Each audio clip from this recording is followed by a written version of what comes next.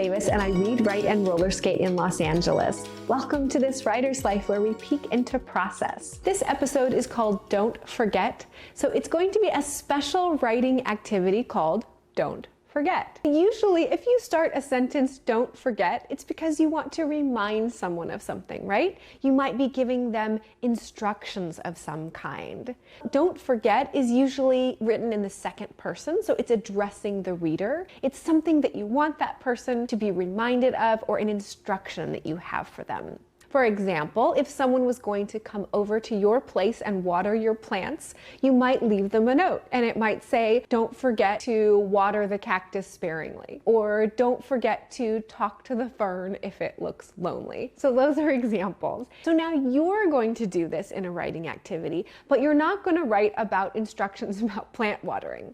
Instead, you're going to write 2 to 3 don't forget statements, and they're aimed at adults, the adults in your life or adults in general. And the idea is for you to write 2 or 3 pieces of advice or instructions or reminders. So each one will start, don't forget, and then you'll fill in the blanks. What is it that you want to instruct adults about? What is it that you want them to know? What is it that you want to remind them of that perhaps they have forgotten? So you can do this in your 1 or 2 or 3 don't forget statements.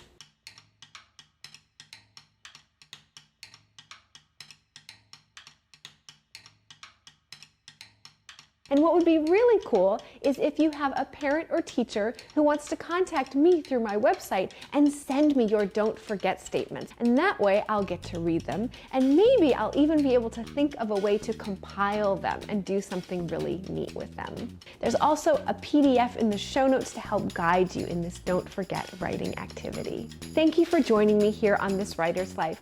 I hope that you'll subscribe so you can join me for future episodes. Parents or educators, please check out my website, and you can sign up for my newsletter there so that you'll get new episodes delivered right to your inbox, along with any corresponding PDF if that video has one.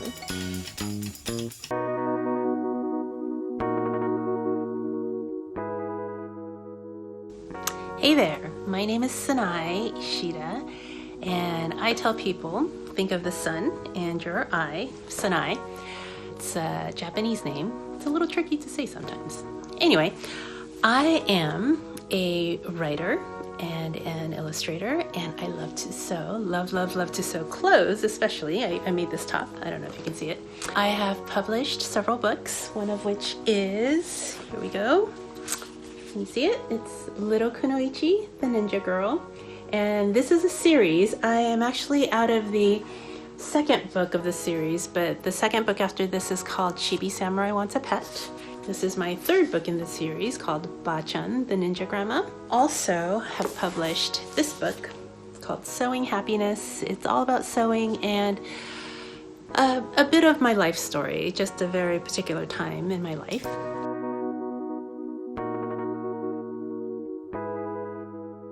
Danielle asked me to think about some ideas and some advice I could share. I've been doing this writing thing and sewing thing and illustrating thing for about 6 years now, and I love it. I had 25 jobs before this, and I have to say, experience all that you can. I feel like all those 25 jobs have come together and helped me create what I feel like is my dream job right now. But I think it all boils down to this book I wrote, Little Kunoichi, the Ninja Girl. The theme is all about practicing, and I am a huge believer in practicing. It's easy to think we need to have all this natural talent, or you have to be born with a certain particular, special thing that you're better than anyone else at it. But I don't think that's quite true for me. I mean, I don't think I'm the greatest writer or the greatest illustrator, or I'm certainly not the greatest sewing person. They have all these words for it now, like sewist or sewer or seamstress, but I just like to say I'm a sewing enthusiast. I do love to practice, and I want to show you one of my practices is I keep a journal, and I started it when I was 18. I had just begun my freshman year in college, and I remember I bought this little blue notebook, kind of like this. It was a little shinier. And then I sat down in one of the coffee shops on campus, and I just started writing, whatever came to my mind.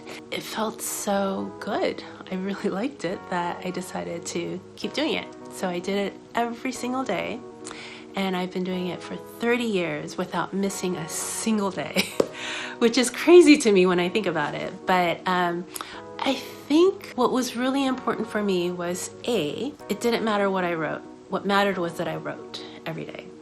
And B, I created a ritual that really worked for me. So let me see if I can flip through here. And if you can see that this is my journal, sometimes there's a lot of blank pages for some reason, but I draw sometimes.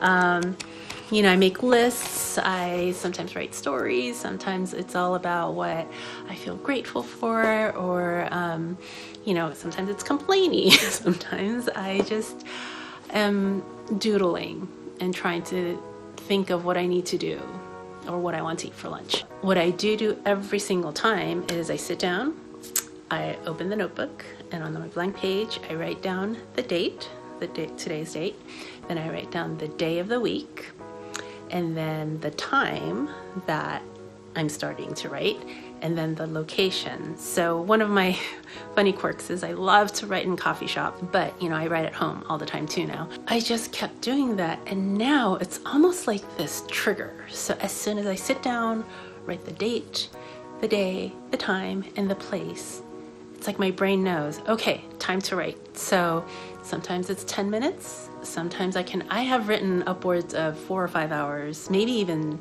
8 hours when I've traveled. But that's my signal to myself that, okay, now is writing time. I really think that's why I've been able to have this amazing opportunity to write and illustrate and so many different amazing projects, because I am very good at practicing. And when you practice, you tend to get better.